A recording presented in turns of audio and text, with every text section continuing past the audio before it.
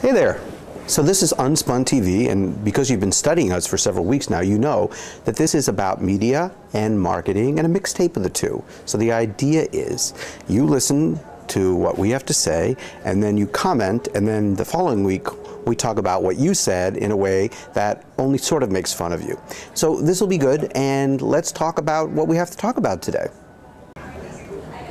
Hey, do you remember when Saturn first launched in '85? The company was positioned as not just a different kind of car, but a different kind of car company. And those of us who were still bedazzled by corporate ingenuity saw it as a golden moment as company officials explained that their singular focus would be on people who buy and drive cars.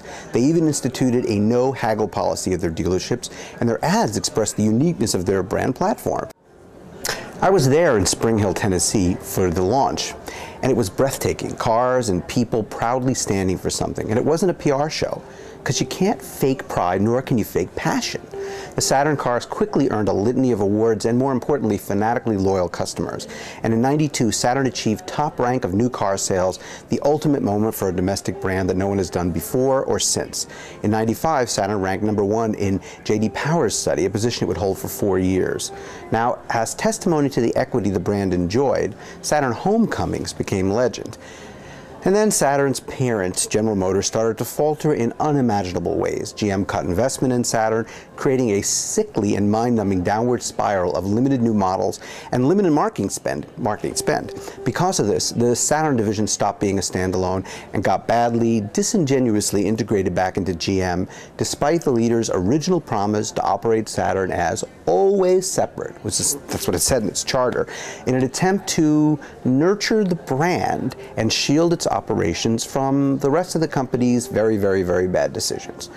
Anyway, after a series of failed new model launches and incongruous brand positionings, last December GM shouted that it was exploring alternatives for Saturn. Basically, they were looking to sell it or relegate it to a much smaller role in the corporate lineup. And a few weeks ago it announced that Saturns would become the newest Opel. It was received as a joke within the beleaguered industry, and to Saturn worshippers, it was a blunt shot to the heart. And to Americans who were in Tennessee back in those days in the late '80s, it's the simple mark of the end of a true spirited innovation in which this nation, which was in fact founded on such innovative, groundbreaking work. Strangely, new developments have made the story even more sad. This week, it was reported Saturn dealers are making the move to spin off as a non-General Motors independent distribution arm so that they can sell Saturns as other automotive brands. While this will help a couple of the dealerships stay afloat, it gives the impression that dealers have given up hope of a Saturn revival. Yet, say some sources, if the dealers make any money, remember GM retains a stake, it actually could, it's slim, but it actually could bring the people's car back to its origins. Cars with the Saturn nameplate that are made for, by, and with the people's needs firmly in mind. I won't save the brand. It's the dealership experience that has always been the true differentiator for Saturn. So to create a new business that focuses on the dealerships and allows them to source cars from different manufacturers will signify a slow death. What Saturn was, gee, we aren't that country any longer. What happened was this. GM did just like Delta did with Song Airways a few years ago. They just backed away from something that was away from the norm, differentiation, which was in fact the strength of a brand's equity in total. I can see the schemers now. Who knows what the future holds for cars in America? I hope the brainiacs at GM can live with destroying a novel, decent, beloved asset just to save their own asses. They could, of course, turn around the current situation and reclaim a Saturn leadership position. Saturn is the corollary for the USA today. It is my red-blooded attempt to explain how something so great could be made to die by a powerful force that couldn't let well enough alone. History can and will eventually get a lesson from Saturn, and let's hope that in this case it wasn't throwing the proverbial baby out with the bathwater. So leading the box office this week with nearly $60 million in ticket sales was Zack Snyder's long-awaited superhero epic, Watchmen. You probably already know what it's about, and you probably already read the reviews, so we'll spare you and skip straight to the good parts. Spoiler alert!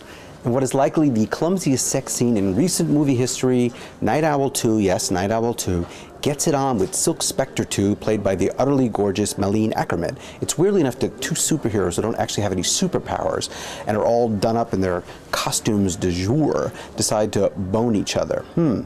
Add to the fact that the scene takes place in an airship named Archie after Archimedes' pet owl, high above the New York streets while Leonard Cohen's slow, sultry hallelujah plays full bore in the background, and you've got all the makings of one unintentional comedy moment that even Snyder did not see shocking his fans.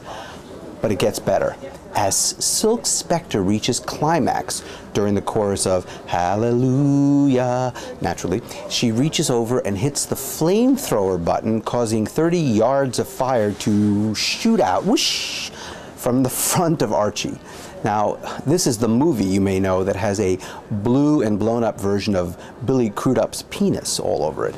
Snyder, we salute you. You gave the paying customers exactly what they wanted during a dire time in Hollywood's history, a little mid-air nude copulation and one big blue boner. And Jeff Buckley is rolling over in his grave. And now, wise to the word. This episode's word is iconoclast.